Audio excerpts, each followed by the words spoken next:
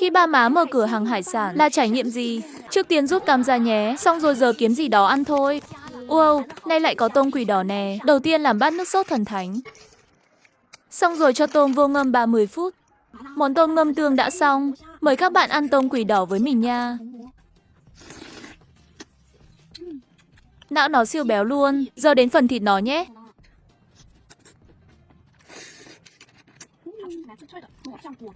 Thịt nó giòn nhai rất ngọt. Tiếp đến các em còn lại.